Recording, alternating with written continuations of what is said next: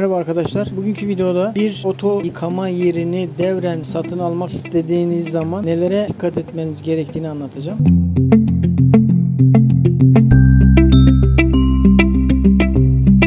Devren kiralayacağınız zaman şuna dikkat edin ilk önce.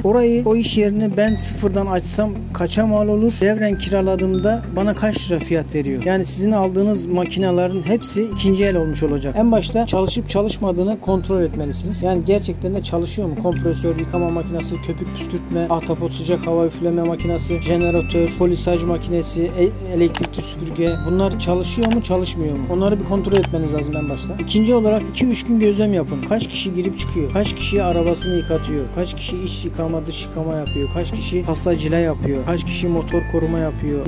Bunları bir gözlemleyin önce. Sonra devren kiralayacağınız oto yıkamanın defterlerini kontrol edin. Kaç müşterisi var? Müşteri portföyünde kaç tane müşterisi var? Günlük, haftalık, aylık giden gelen müşteri sayısı kaç ve kazancı ne kadar? Cirosu ne kadar?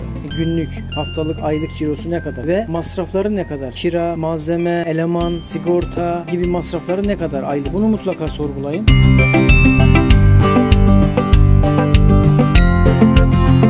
Devren satın alacağınız oto yıkama yerini, iş yerini size devreden kişi ne yapacak? Neden devrediyor? Neden satıyor? Neden elden çıkarmak istiyor? Bunu şunun için soruyorum. Çünkü birçok işletmede 1 yıl, 2 yıl bir iş yerini açıyorlar. Bu oto yıkama olabilir, gıda işi olabilir, parfümeri olabilir, kozmetik olabilir, tuhafiye olabilir. Yani size iş yerini satan, devreden kişi yine o işi yapacak mı?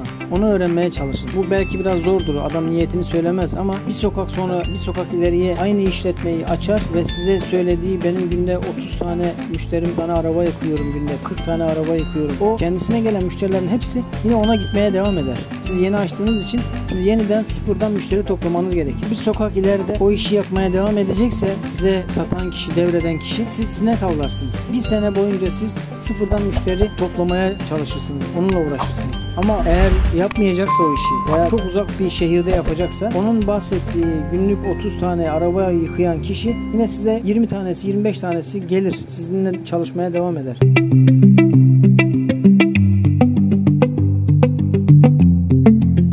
O yüzden ilk önce gözlem yapın, müşteri portföyüne bir bakın, müşteri potansiyeline bakın, ne kadar müşterisi var, günlük giren çıkan sayısına bakın, kaç kişi arabasını yıkatıyor, onu bir tespit edin. Daha sonra malzemelerinizi kontrol edin. Size sattığı malzemeler çalışıyor mu, çalışmıyor mu, ne kadar verimle çalışıyor, kaç yıldan beri çalışıyor, ona göre fiyat ödeyin. Aslında bu genel bir sorun. Devren satılık yerlerde, devren kiralık yerlerde, iş yerlerinde bir kişi bir dükkanı açmış, 2 yıl müşteri toplamış, müşteri ve bir müşteri kitlesi var. Sonra devren kiralık veya satılık yazıyor. Vatandaş da gidip oradan kiralamak istiyor. Kiralıyor. Müşteri potansiyeline aldanarak kiralıyor. Ona kiralayan kişi de 3 ay sonra 5 ay sonra gidip yan tarafta aynı işi yapmak için yer açıyor. Dolayısıyla kendi müşterilerini tekrardan kendisi topluyor. O yeni devralan, kiralayan kişi ise, devren alan kişi ise boş beklemek zorunda kalıyor. Yani aslında bu bir ticari ahlaka sığmayan bir şey. Ama bilemezsiniz tabii ki insanların niyetini, ne yapacağını bilemezsiniz.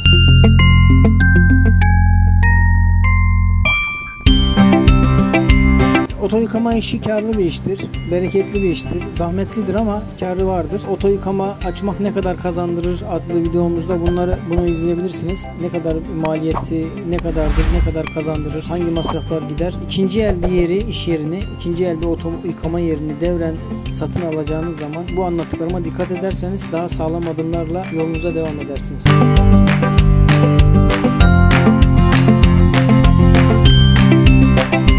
Evet arkadaşlar, bugünkü videomuzda devren bir oto yıkama yerini, iş yerini satın alıp orayı çalıştırmak konusunda dikkat edeceğimiz hususlardan bahsettim. Faydası olur umarım inşallah. Hepinize hayırlı, bereketli işler dilerim.